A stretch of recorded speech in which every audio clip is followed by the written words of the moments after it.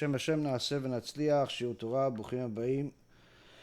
We're back here on a Sunday night, continuing our series of Chovot HaLevavot. This is Zot Chanukah. It's the last day of Chanukah, the last evening of Chanukah, where this is a special night where you could ask for miracles. And BeEzrat HaShem HaKadosh Baruch Hu will provide all the miracles that are good for us and for all of Am Yisrael, BeEzrat HaShem.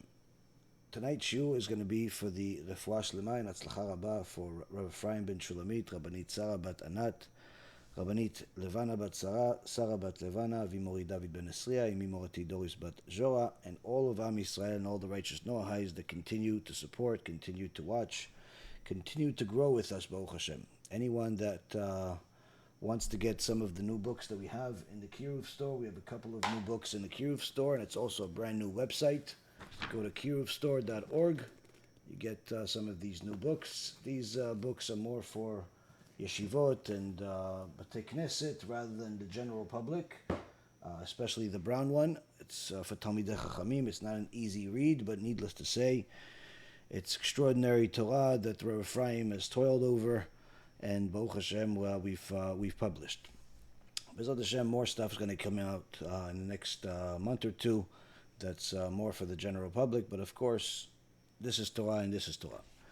So, Rabotai Karim, we've taken a big break on this series, and now we're back. But just to give everyone a reminder, where the Chovot HaLevavot, Rabbeinu Bachya, taught us how the duties of the heart, based on logical reason, are an obligation, not just a suggestion to inspect our heart when we're doing what we're doing. When we're doing mitzvot, when we're giving tzedakah, where we're doing the mitzvot of Chanukah, we're doing the mitzvot of Simchat Torah, or the mitzvot of Sukkot. All of those mitzvot, all of the things that we do, require us to investigate and inspect our heart in order to have much meaning. But the question is, does the Torah actually obligate us to inspect our heart? And after clarifying that logical reason shows us an obligation to inspect our heart, the Chovot HaLevavot is going to bring us on what the Torah has to say about it, and whether it's a suggestion from the sages or an obligation from Hashem. And through that, we're going to explore the Torah Hearts of some of our sages and get an inclination of their greatness, as well as how we could apply some of this to our lives. And in a world of confusion where every other day there's a fake Mashiach or some other psychopath or heretic, whatever it is, the Chovot HaLevavot is really unveiling our eyes to see the beauty of the truth of Torah and how it can be fulfilled and enjoyed by each and every single one of us. So the Chovot HaLevavot is now going to tell us what the Torah has to say about it, and really he writes it in a way where he's taking us through his own inspection. And he says as follows: when it became clear to me that according to the dictates of reason, the duties of the heart should be obligatory, I said to myself, perhaps they're not mentioned in the Torah, and that's why no one has ever written a book about them to familiarize us with the subject and to reveal its principles. Here, the Chovot HaLevavot is, in essence, taking us through his own holy reasoning, where usually the way things would work is that first you find something in the Torah and then you elaborate it. But here, the Chovot HaLevavot has found something, makes a lot of sense, but now he wants to see where the Torah has something to say about it. Now, this is not something that today we're supposed to do. It's supposed to be the opposite. But to give a comparison of the minds and the hearts of today versus the previous generations, especially the Rishonim, the ones that, like the Chovot HaLevavot from 1,000 years ago, 800 years ago, the Brisker Rav said it where when he would see one of the writings of the Rashba. The Rashba was Rabbi Shlomo ben Aderet, lived about 800 years ago. He was one of the Talmidim of the Ramban. And any time the Rashba or the Rambam or any other great sages from that time would write, they would give, the different clarifications of what the Torah says, but from time to time you would see the words v'nir'ali or yir'eli, meaning it seems to me. Now, if somebody would say it seems to me today, doesn't really mean that much, because it seems to you that you should put ketchup on your eggs. It seems to him that you should watch a movie tonight instead of a Shiur Torah. It seems to people a lot of things. But when the Torah sages from that time would write, it seems to me, the Brisker Rav would say, at that moment I knew there's nothing for me to challenge here.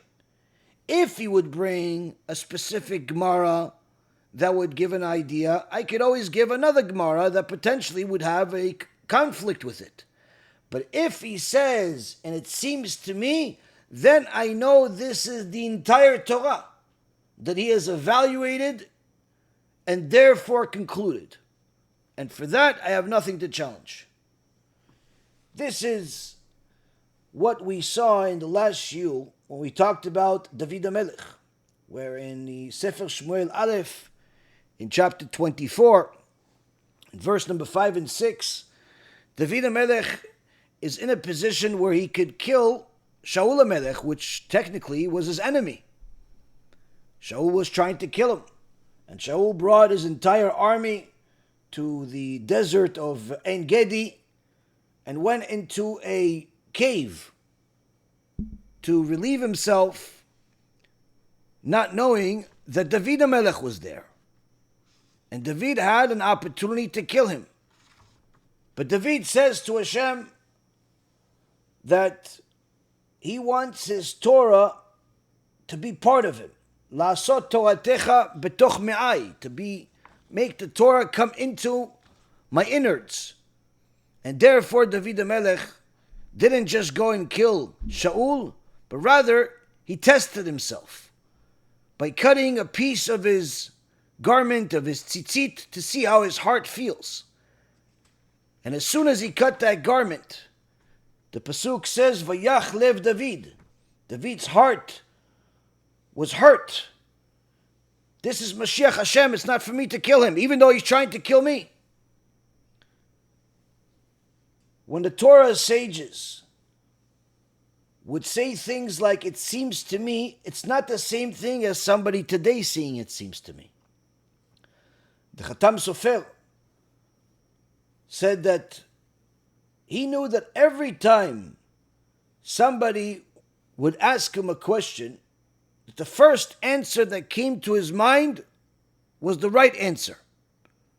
Because he has toiled and toiled in the Torah to such an extent that he says, I have filled my mind only with Torah and nothing else. And therefore I know that the immediate response is Torah. And therefore that's the right response. The Chovot HaLevavot is telling us that he has searched through reason and he has found. He is now searching for what the Torah has to say about it. And when we review this, we have to understand, like anything else, it all depends on who's saying what. If somebody that has only learned for a couple of years says something, versus someone that has toiled for several decades says something, certainly there's a different weight in every aspect. It's funny that if an expert doctor says something, people listen without question. If someone that's still in medical school says something, people most of the time do not really respond. Why? Because they understand logically this one has experience while the other one still does not. But in the world of Torah, when some heretic says something that has no foundation, that actually goes against the foundation, if it's pleasing to people's ears, they'll take it over the words of the Torah sages. They'll take it over the Rambam. They'll take it over Rabbeinu Yonah. They'll take it over everything else. Why? Because in the second example, it's the Yetzer Hara that's manipulating people to fall trap into the illogical.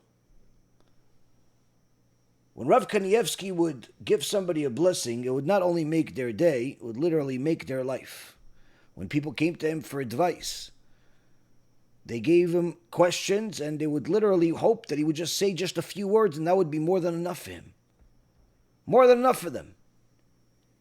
He saved on his time so much that even he turned his blessings into an acronym. Bua Bua. Bracha v'atzlacha. Bracha v'atzlacha. But what made Rav Kanievsky such a enormous Torah heart, Torah mind? Well, perhaps this will give an example. One of the times that Rav Kanievsky did not feel well, the family called the doctor to come. And when the doctor came, he asked Rav Kanievsky, "So how are you feeling?" And Rav Kanievsky said to him, I don't feel well. What's wrong? He says, well, the truth is I'm not getting enough time to learn the Tosefta. So I don't feel well. I don't know if the doctor understood what Tosefta means. So he asked a follow-up question and said, well, do you have any appetite? And Rav Kanievsky says, yes, I'm very hungry for more Tosefta.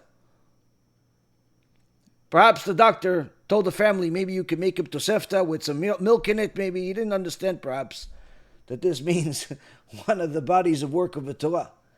But this is what he actually felt. This is what he actually thought. This was not a figure of speech. This was not to show off. There was nothing for him to show off. So when the Chovot HaLevavot is telling us, I found that reason obligates us to inspect our heart. And now I'm going to show you that the Torah also obligates us. He's now bringing us the verses, or at least some of them. He says, when I searched for them, I found them mentioned many times. And here are some of the examples. The first verse is what we read every single day in our prayer. ואהבת את השם אלוקיך בכל לבבך ובכל נפשך ובכל מאודיך. והיו הדברים האלה אשר אנוכי מצווך היום על לבביך. Love Hashem your God with all of your heart and with all of your soul and with all of your might. These words which I command you this day must be on your heart. This is in Deuteronomy chapter 6 verses 5 and 6. So here the Chovot HaLevavot is telling us, here, the Torah is obligating us. HaKadosh Baruch Hu is obligating us that the words that He's told us, the words that He's written for us, must be on our heart, meaning we need to inspect them. And the Gemara in Masechet Ta'anit says, what does it mean to inspect your heart? It means inspect it when you pray. Many times, when a person first starts doing tshuva, they are usually, after they get acclimated to praying and everything, they get very excited and they take their time when they pray. But as somebody goes on and they become more and more used to praying, especially for men, praying 3 times a day, they get so accustomed to it that many times it becomes robotic. Many times it becomes monotonous. Many times it becomes just something that you need to do. You forget that you're talking to Hashem and that He's right there in front of you. And this is applicable to all of us. Whether you're praying at a big synagogue or small synagogue, or you're praying at home, when you're praying, HaKadosh Baruch Hu is there. But what can we do that the Yetzer Hara makes us forget about it?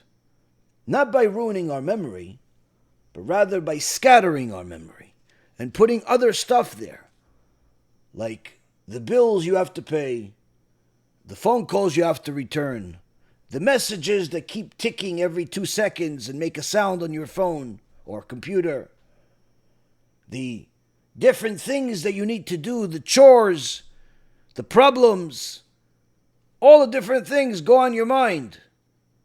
Dafka when you pray. And when you go through prayer, sometimes you forget that Hashem is right there. And you just want to go through it and finish it as if your goal is to just get a check mark next to praying. And in reality, you missed the whole point. Because if this was an important meeting where you're meeting with a customer that's going to potentially give you millions of dollars, or you were meeting with some leader that could potentially give you what you need, certainly you would think about your words. Certainly you would evaluate what you're going to say before you say it. Think twice about everything. But when it comes to prayer, the Yetzer Hara gets you to forget that you're talking to Hashem. Sometimes it'll even get you to forget by making you think about all the Torah you need to learn. And you'll start thinking about, I need to learn this, I need to open this, I need to call the rabbi, I need to return this. And in essence, yes, all of that seems like it's a mitzvah, but this is not the right time for it.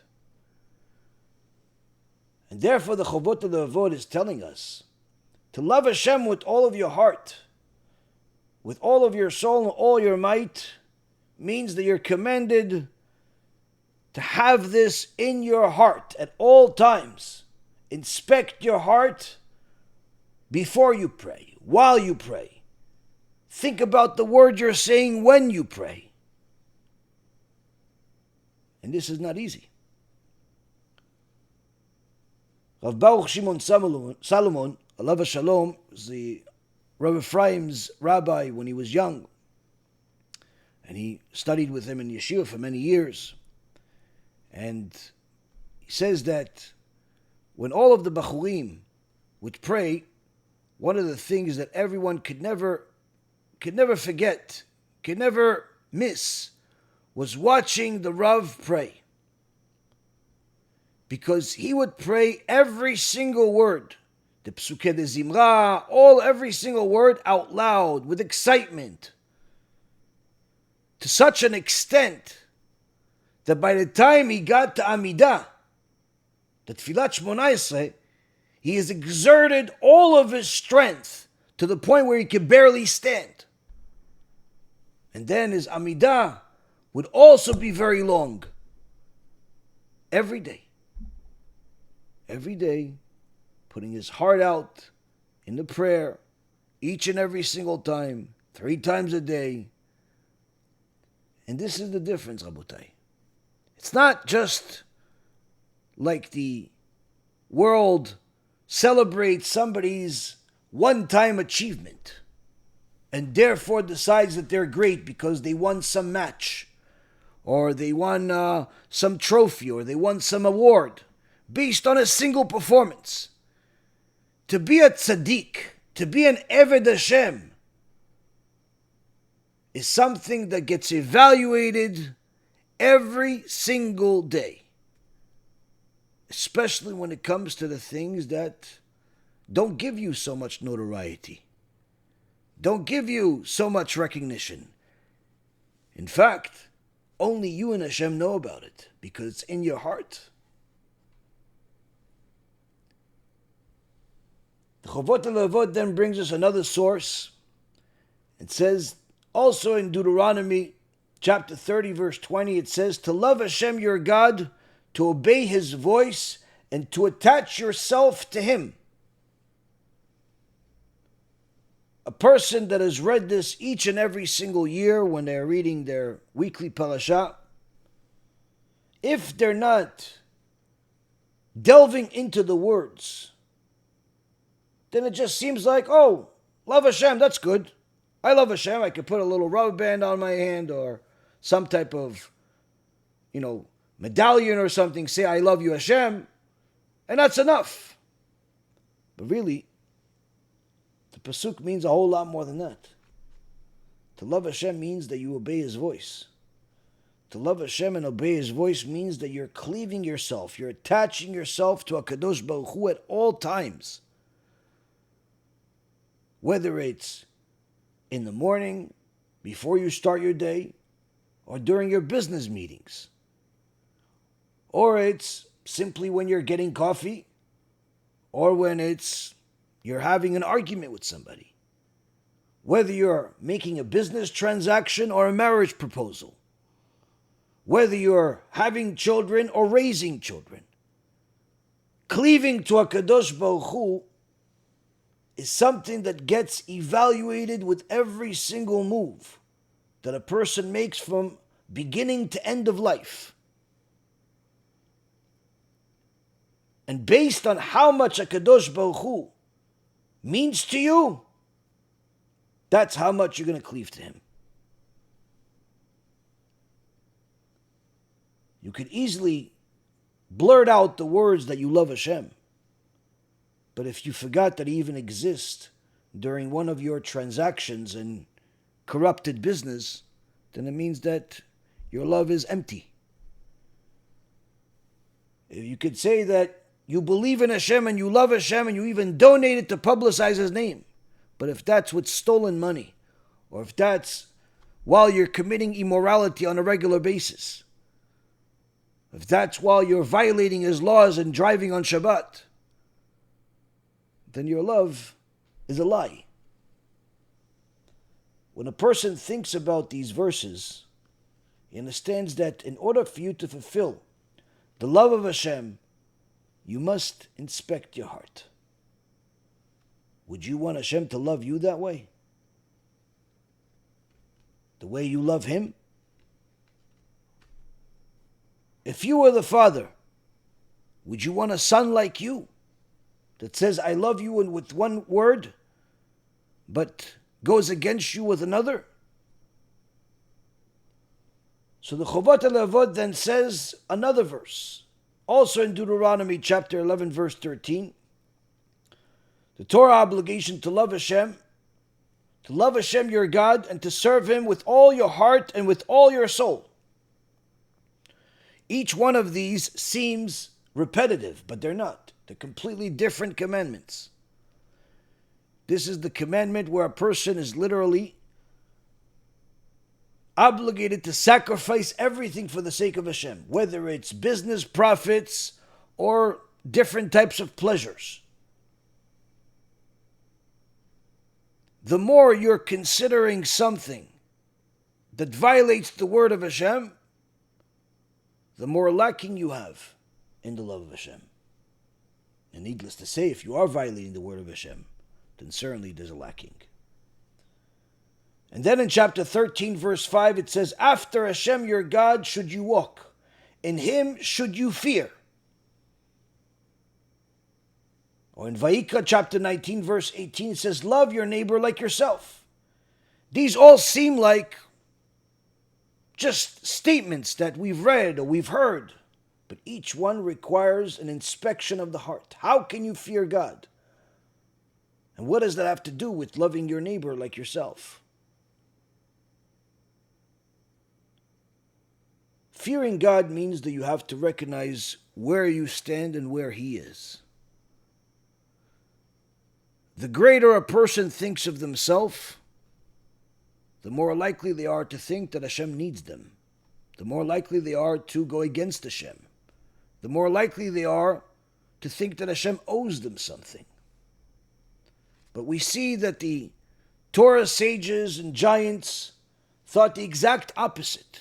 The greater they were in righteousness and Kedusha, the less they thought of themselves. Prime examples are always used: David HaMelech, Avraham Avinu, Moshe Rabbeinu. These are the greatest of the great. Yet they all thought of themselves as nothing. As David HaMelech says, Ani tolat velo ish, I am a worm but not a man. Avraham said, Ani afar ve'efer, I am dust and ashes. And Moshe Rabbeinu said, Ve'anachnu ma, we're nothing. Not even dust, not even a worm. And this type of mindset, this type of belief, transcended from generation to generation with each person that was close to Hashem in their own capacity. The greater their Torah heart, the less they realize they are. And thereby they feared Hashem much more, because they realized that everything is in His hands and nothing is in their control. Everything is from heaven except the fear of heaven. Now, what does that have to do with loving your neighbor like yourself? Another Torah obligation people like to talk about, how you're supposed to love everyone. Well, first of all, Ve'afta le'reacha kamocha, the Chafetz Chaim, Rabbi Victor Miller, many Chachamim, the Gemara itself, Shulchan Aruch always talks about Ve'afta le'reacha. Reacha means your neighbor is your brother in Mitzvot, meaning it's a Torah observant Jew. It's not a Mechalel Shabbat or a heretic that you're obligated to love, but rather someone that is partners with you in Mitzvot, and there's an obligation for you to love him like you love yourself. How can you love somebody like you love yourself? Well, if you're in need, you want people to help you. So when someone else is in need, you need to help them. And even the way that you help them has to be the way you would want to be helped. Just saying, here, here's a phone number. You can call this guy, maybe he could help you. That's nice. But you know that if it was you, on the other hand, you'd want the other person to perhaps make the call for you, maybe make the introduction. The more you love your fellow Jew, the easier it is going to be for you to see all of this. They say in the name of Rav Kook, alav shalom, that whenever a person is lacking in their love of Am Yisrael, in their love of their fellow Jews, they're also lacking in their love of Hashem. Because the Zohar Kadosh teaches us, Kudsha brichu in Yisrael echadu. HaKadosh Baruch Hu made himself one with Am Yisrael. And as we've said in previous lectures, if you want to show that you love somebody, the best way to express it is by loving their children.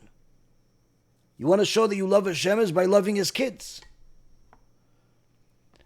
So many times people say, well, I love Hashem, I want to do what He says, but they can't stand other Jews.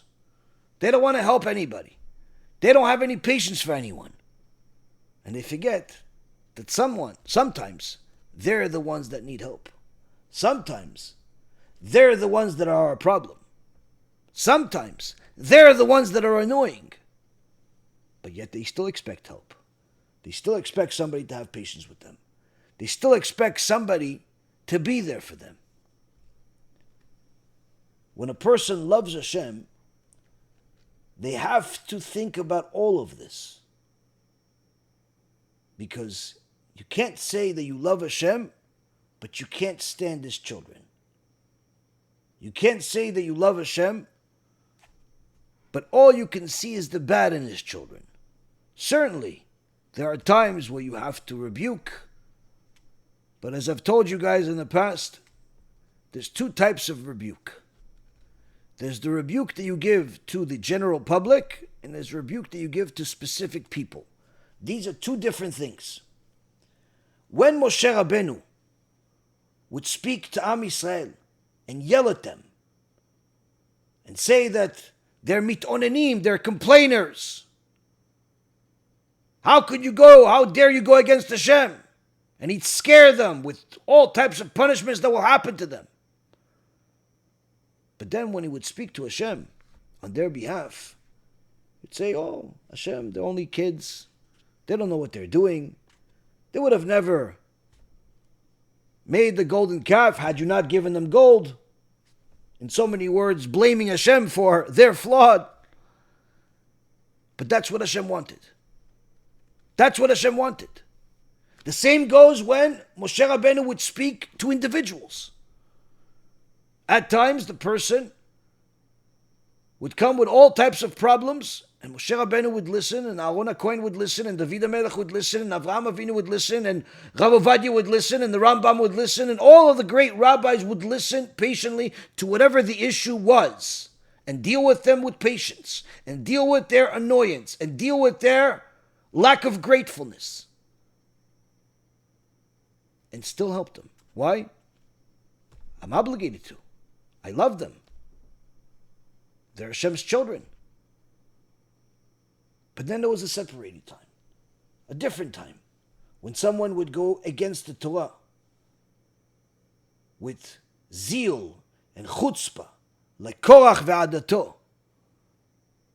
And there Moshe Rabbeinu did not skip a beat and told everybody, stay away from these wicked people lest you die with them. So there are different types of rebuke. A person has to have the logic to know when to do what. And the best is usually to not rebuke your personal friends and family, but rather send them shiurim. It's much easier and it's more successful. But needless to say, if a person thinks about how they could fulfill this mitzvah of loving Hashem and loving His children, if you think about it, you'll find a way to succeed. Why? Because you'll start looking at it from a different perspective.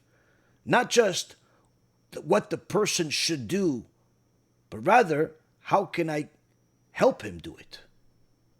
Not just, oh, he's a bad person, but rather, why he's mistaken, why he's going in this direction. How would I want someone to treat me, to speak to me, to convince me if I was in his shoes? And perhaps, even if I was in his shoes, I wouldn't understand because we have two different personalities. So how can I be convinced from his perspective? It's called empathy. The more a person delves into it and digs into their own heart, they will discover whether they are actually in love with Hashem or simply what He gives them. Most people love what Hashem gives them. They don't have any concept of what loving Hashem is. And that's why the Chovot HaLevavot says, the next verse, also in Deuteronomy chapter 10, verse 12, and now, Israel, what does Hashem your God ask of you? Only that you fear God. This is what Moshe Rabbeinu told to Am Yisrael. You don't have so much to think about. What do I need to do? How do I need to do it? All you got to think about, fear God. Why? Because if you fear God, you won't go against Him. But how could I fear God? How could I fear God if I don't delve into it and figure out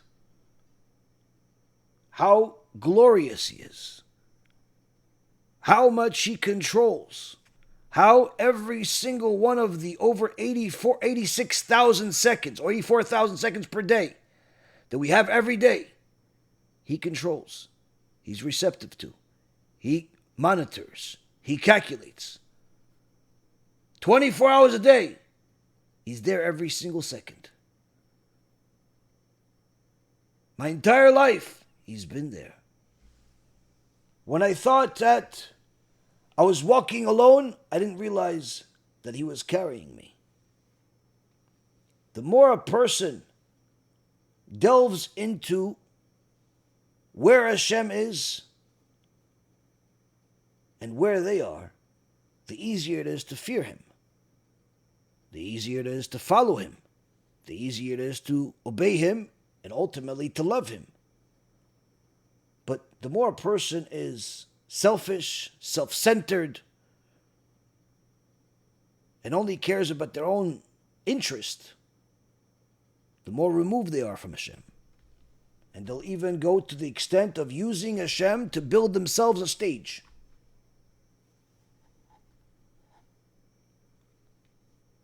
One of the ways that HaKadosh Baruch Hu allows us to express the love that we have for Him is through the mitzvot. He tells us, Ve'afta le'recha kamocha, to love your fellow Jew. But He also tells you, another one of the sources, you must love the stranger, for you are strangers in the land of Egypt, meaning the converts. And the Rambam, Maimonides, says, this is different than loving a Jew from birth. Why? Because we see, based on the rules of interpreting the Torah, that the way that this verse is written, Ve'aftam et agil, that you must love the convert, that there's an extra word, et. And when we compare this to another verse, Ve'aftam et Hashem, Rabbi Akiva teaches us, this means that more than just loving Hashem, also love His sages. When you respect kabedet et avicha ve'et imecha, honor your father and your mother. The et always means more. So what does it mean when it says ve'aftem et agel? That you must love the convert in the same level as you love Hashem, meaning more than a natural born Jew. Even if that convert is not your color, is not your background, is not your tradition, is not your language, you have to find a way to love him a whole lot more than you can possibly imagine. When somebody asked the Lubavitcher Rebbe, why is it that Hashem put our heart on the left side of the body, when we know that most good things are on the right side? The Lubavitcher Rebbe, in his way, explained this in a wonderful way. And he says, yes, you're right. Your heart is on the left. But when I look at it, it's to my right. To show you that in order for you to fulfill the word of Hashem, you can't just look at yourself, your perspective. You got to look at another Jew. His heart's on the right. Even though he may say something that you don't like, he may do something you don't like, his heart's on the right. When a person spends their entire life cleaving to Hashem, it becomes much easier to love his children, becomes much easier to love the mitzvot, becomes much easier. In fact, it becomes natural. But when a person is a faker, they could use Hashem as a stage to build for themselves even while they look religious. And this is not just my words. This was already written thousands of years ago. The Avot Rabbi Natan has a whole bereta about it.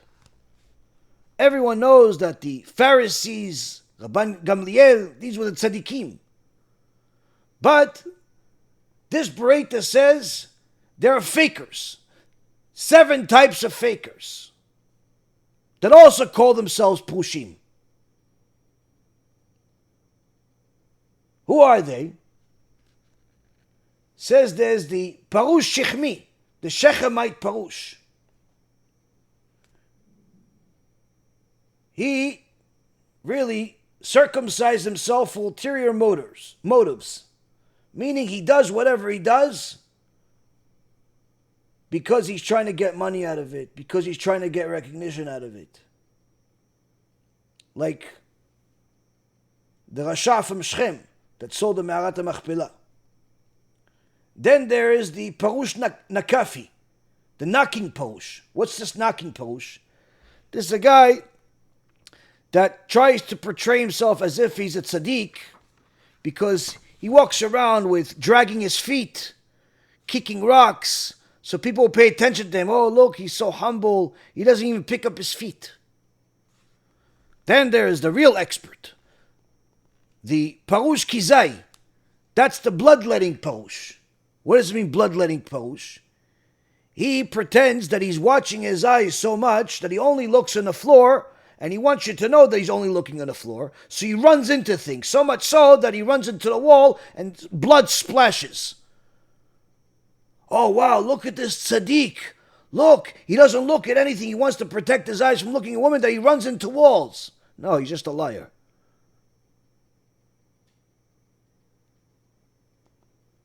Then there's a guy that's unfortunately very common today among lazy people, especially those that do teshuvah and really want to run away from their life. That's the Parush Melacha Italu. That's a Parush who had work. What does it mean? It's a Parush says, you know what, I can't handle being in this world with all of these sinners and working. I have to just stay home and just, I'll just study. Okay, but how are you going to eat? Your wife, you have kids. How are you going to eat? Pay the bills. Oh, Hashem is going to send it to me.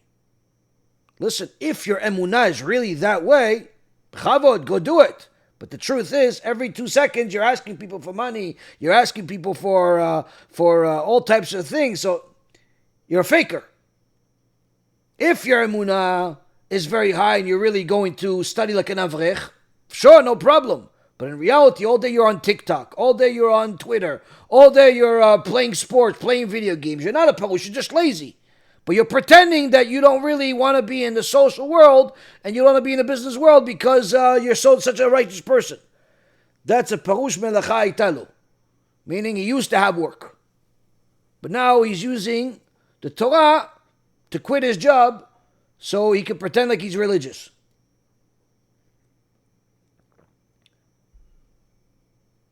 And then there's the parush, ma chovati ve'esena. This is another faker that says, what have I not done? What have I not done to serve Hashem? There's a guy that wants everybody to think that he has done everything already.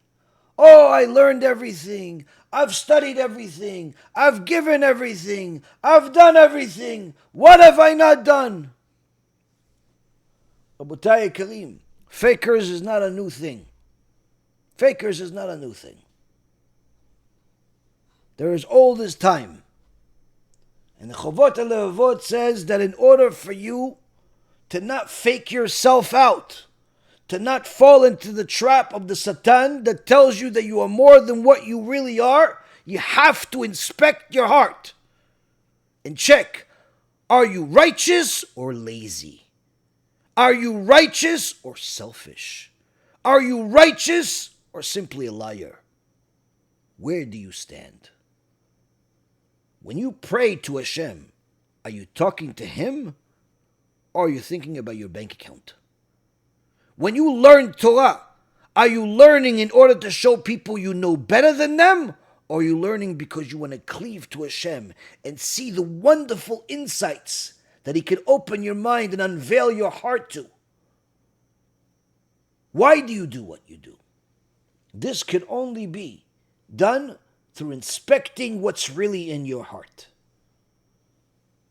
Rav Moshe Feinstein, alav shalom, every day after you would complete prayer, on the way to walking home, there would literally be a line of people following him, asking him questions about every single aspect of the Torah. Whether it's a chidush that somebody didn't understand, or somebody discovered, or somebody wants to know, or it's every type of halacha, every type of question. And Rav Moshe Feinstein would answer them one after the other, each and every single day for decades. And one day, somebody asked Rav Moshe Feinstein, Kvod Rav, how do you remember the entire Torah? How do you remember all of this? Every possible question is asked and you give them answers, sources, place, everything. How do you remember? Rav Moshe Feinstein, in his humility, sees this Jew really wanting the answer. And he says to him, if you saw an elephant dancing in the middle of the street while painting and singing in English, would you remember it? The guy says, of course, Rabbi. Yeah. Why? Why would you remember it? Because it's amazing. It's one of a kind. It's something unprecedented. Moshe Feinstein says, exactly. That's every single time I look at the Torah. That's what it is. It's one of a kind. It's unprecedented. It's unbelievable. Every single thing is new. So I get excited about what Rabbi Yosef Karo said, what the Rambam says, what the Rosh says, what the Rif says, what Rabbi Akiva says. All over again and again and again, each and every single time. And therefore I remember it. You cannot escape such an amazing thing. Perhaps you're more excited about elephants. Rabotai Karim, the great Torah scholars did not become great because of genes, because of DNA, but rather because of their Jewish heart that they literally used in every possible way to cleave to Hashem, by inspecting it and trying to figure out which part of it is not performing and fixing it. When a person looks at themselves with honest eyes, they should be able to know what needs fixing, what's work in progress. The Chovot HaLevavot is giving us not only rational reasons of why we need to inspect our hearts, but rather a Torah obligation to inspect our hearts. And this Torah obligation is on each and every single one of us. Because if we don't inspect our hearts, we're missing the point. We're going to be able to do certain things, but completing them without achieving them. When a person learns Torah, they like to hear stories of great Torah scholars, or how this one knew the entire Torah, or that one knew the entire Torah. And of course, the average person says, well, I'm never going to be the Gaon Mivilna, I'm never going to be Rav Mazuz, I'm never going to... Fine. But you could still be the best version of yourself. And that's why Rav Hutner, alav shalom, never liked to tell the stories of the child prodigies, where they knew the entire Torah by the time they were 8, because the average person is not someone that's 8 years old and knows the entire Torah. Rather, he liked to tell the stories of the Torah sages that toiled to become what they are in every single aspect of themselves. One of the Chachamim that my dear Rav studied with was the son of Rav Moshe Levy. Rav Moshe Levy was one of two students of Rav Mazuz, alav shalom. There was Rav Moshe Levy and Rav Moshe Chawev. And these two Chachamim, Rav Mazuz would say, between the two of them, the entire Torah, they go back and forth, going through the entire Torah by heart. And they asked Rav Moshe Levy once, how did you get this way? How do you remember all of this? I mean, very few shurim of his and online, but you'd see that literally in a matter of an hour, 300-400 sources. How? He says, well, I used to be like everyone else. Study and forget. Study and forget. I completed Masechet Brachot 7 times and forgot everything. Didn't remember anything. And then at that point, I realized what the Gemara in Masechet Megillah says, that when you learn Torah without excitement, it's as if you're saying to Hashem that His laws are bad. So I started learning again, but from that point on, with excitement. With excitement.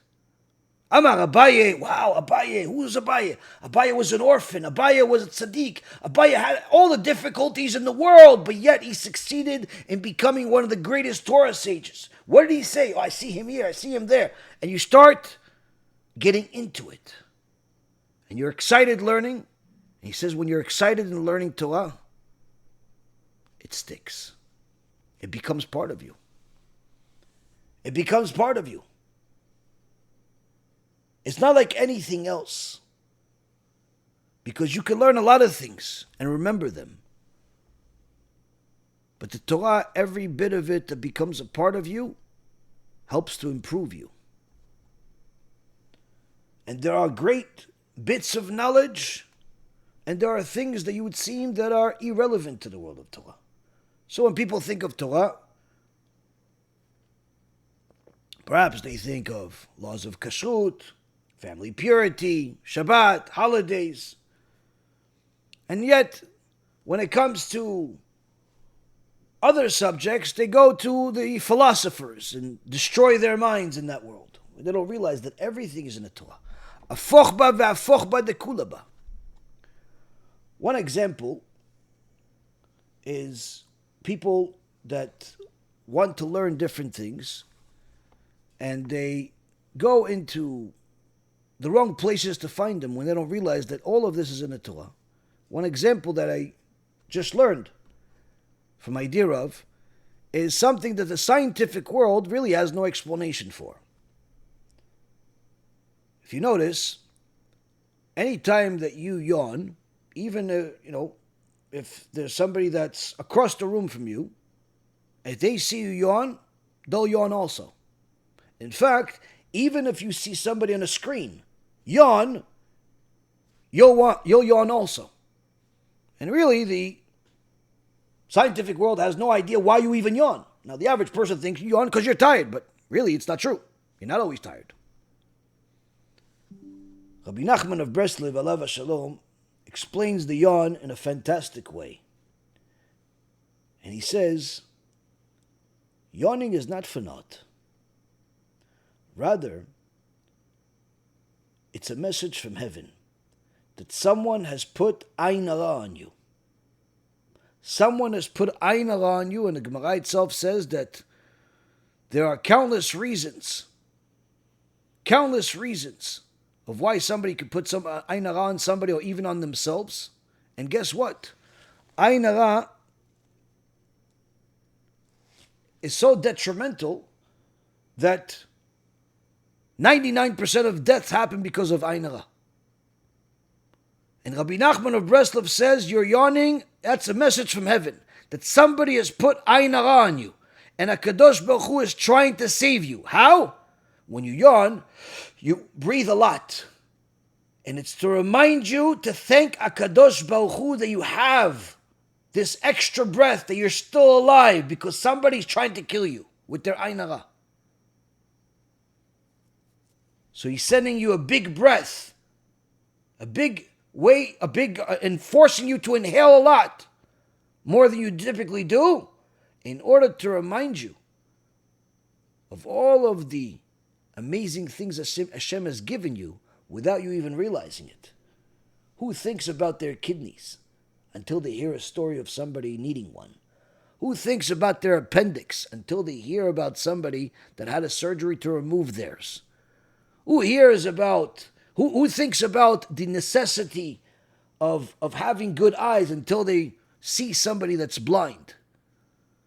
So many things that HaKadosh Baruch Hu gives us, and we forget the value. We forget the need. We forget the endless gifts that HaKadosh Baruch Hu gives us. We take a lot of it for granted. We cry about meaningless things. We complain non-stop about all types of things. Because we want this, because we want that, because we need this, because he said that, because she said that. And in reality, all of this complaining is simply a lack of understanding what HaKadosh Baruch Hu has given you. If you have time to complain, that's because you're not spending enough time saying thank you to Hashem for all the things you do have, for all the things he does give you.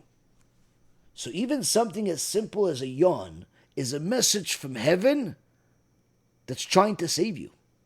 But the average person thinks of a yawn as, oh, I'm tired, or it just happens. No. Nothing just happens. Nothing just happens. When a person starts to look at things from a Torah perspective, they'll understand why our own dear Dayan, Rav Didi, wrote in a recent write-up that he said, Al tagid uf, tomar perekuf. Stop saying uf, meaning, enough. Instead, say perekuf, say Tehillim number 100, which is Mizmor LeTodah. And the whole message there is, if we simply say thank you to HaKadosh Baruch Hu, we won't have anything to complain about. Because there's so much to thank him for, that everything else that's not working to our likings simply doesn't gather any of our time, any of our attention. It's insignificant in comparison to all the good he does give us. Now, when a person is sick, is in pain, they could think of, oh, poor me. Or they could utilize that gift that Hashem gave them and recognize his greatness of how every part of your body exists. The fact that your legs hurt. Thank Hashem you have legs. You know how many people would love to replace their life with yours, their body with yours, just to have your legs? When your back hurts, you know how many people would love to have back pain instead of being a paraplegic and not feeling anything from their neck down?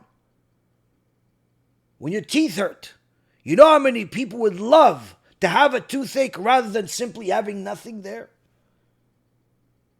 When your eyes hurt, you know how many people would love to have eyes that actually work, just like you do, even if they hurt? When a person is having difficulty, they forget Hashem. They forget Hashem until they become hopeless. And that's not really the right time. You're not supposed to think of Hashem when you become hopeless. You're supposed to think of Hashem at all time, because that is what makes you hopeful. Because you know He's the one running the show. Because you know He's the one that gives, He's the one that takes. And in so many words, any time that Hashem gives us something that hurts, it's simply to get our attention, no different than the yawn. It's to give us a message, no different than the yawn. Your pocket hurts because you lost some money? That's a message from Hashem. What have you been doing with your money? Your situation hurts. What have you been doing? Everything is HaKadosh Baruch Hu simply giving us guidance to inspect our heart. And it's not just a recommendation based on logic, it's an obligation. It's not just a recommendation based on the Torah, it's an obligation. Because if we want to serve Hashem, we must inspect our heart. And when we do, we'll arrive at completely different conclusions, completely different perspectives, completely different lives. And perhaps realize that when we're praying, He's in front of us and not just listening. That when we're acting in the world, He's there watching every single move and not just after the fact. When we're speaking, He's listening word by word. Everything, He's there. He's there. The more we inspect our heart, the more we can express our love and our fear of Hashem. And by default, our love and fear in the way we serve Him, the way we love fellow Jews, the way we respect each other. In fact, even the way we deal with all of the nations. whether it be our friends that are from other nations or our enemies. The more we inspect our heart, the more we know what is the will of Hashem. The less we inspect our heart, it's like walking blind and expecting to arrive at the destination. This, Rabotai Karim, is some of the things that we learned that should give each and every one of us some food for thought until the next time, when we inspect our heart a little bit more and dig deeper into it with the Chovot HaLevavot, written nearly 1,000 years ago, but is as relevant today as it has been ever. Thank you very much for learning with me. Anyone that wants to support can donate on our website, BeEzrat especially those that want to help us grow, get further. There's also tax benefits to do it before the end of the year, but more than anything else, support generously because there's simply a lot that we can do together. These books that we give out for free, boxes and boxes of them, almost 300,000 books already, Baruch Hashem, have been distributed by our organization. They cost millions of dollars. The USBs, all the other things, Baruch Hashem, all of that costs a lot of money, and we want to do a lot more with it. A lot more with it. So any contribution certainly helps. Either way, thank you very much for learning with me, and BeEzrat HaShem, we will learn again later this week. Kol Tuv. Shalom v'cha Rabotai, we're finally here. The new Kiruv box.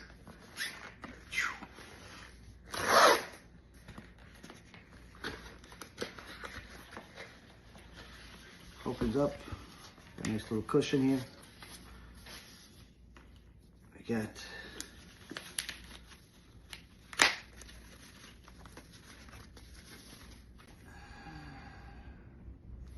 let's see if it's charged.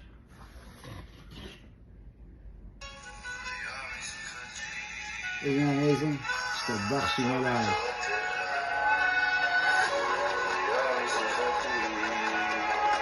Now available at BeEzratHaShem.org. BeEzratHaShem.org. Get yourself 20 of them, 30 of them, 50 of them. Distribute them to all the people that you care about. And you get people to do Teshuvah.